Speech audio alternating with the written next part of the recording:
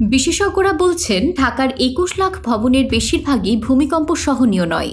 নির্মাণ তদারকি দুর্বল হওয়ায় ৭ মাত্রার ভূমিকম্প হলে রাজধানী ধ্বংসস্তূপে পরিণত হতে পারে। উত্তর ও উত্তর পূর্বাঞ্চলকে সবচেয়ে উচ্চ ঝুঁকিপূর্ণ হিসেবে চিহ্নিত করেছে ভূমিকম্প পর্যবেক্ষণ কেন্দ্র।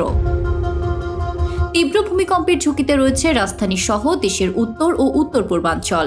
বিশেষজ্ঞদের মতে ঢাকার ২১ লাখ ভবনের বেশিরভাগ ভূমিকম্প সহনীয় নয়। ভবনের নকশা নয়, নির্মাণ কাঠামো পর্যবেক্ষণে জোর দেওয়ার পরামর্শ বিশেষজ্ঞদের।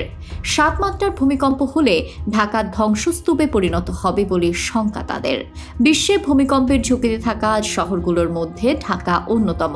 ঘনবসতিপূর্ণ এই নগরের ঝুঁকি কমাতে এ পর্যন্ত বিভিন্ন প্রকল্প নেওয়া হলেও তা আলোর মুখ দেখেনি।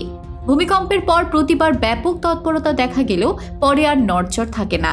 বিশ্লেষকরা বলছেন ঢাকার ২১ লাখ ভবনের বেশিরভাগই ভূমিকম্প সহনীয় নয়।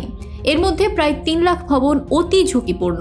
ভবনের নকশা নয়, নির্মাণ কাঠামো পর্যবেক্ষণ করা দরকার বলে মত তাদের। ভূমিকম্প বিশেষজ্ঞ অধ্যাপক ডক্টর মেহেদী আহমেদ আনসারি বলেন, অনেক ভবনে দেখা যাচ্ছে ডিজাইন ঠিকই আছে, কিন্তু যখন তৈরি করা হচ্ছে তখন কোয়ালিটি কন্ট্রোল করা হচ্ছে না, যে কারণে সরকারের মনিটরিং বা তদারকি জোরদার করা প্রয়োজন। বিল্ডিং যখন হচ্ছে তখন তদারকি করতে হবে, যেটা একটা মাঝারি মানের ভূমিকম্প পর্যবেক্ষণ কেন্দ্রের ভারপ্রাপ্ত কর্মকর্তা রুবাইয়াত কবির বলেন, বাংলাদেশকে আমরা যদি উচ্চমাত্রার ঝুঁকি বলি, সেক্ষেত্রে ভূমিকম্পের ঝুঁকির ৩টি অঞ্চল বা জোন ধরা হচ্ছে। উত্তর ও উত্তর পূর্বাঞ্চল উচ্চ ঝুঁকিপ্রবণ, কেন্দ্রীয় বা মধ্যাঞ্চল মাঝারি ঝুঁকিতে, আর দক্ষিণাঞ্চলে ঝুঁকি সর্বনিম্ন।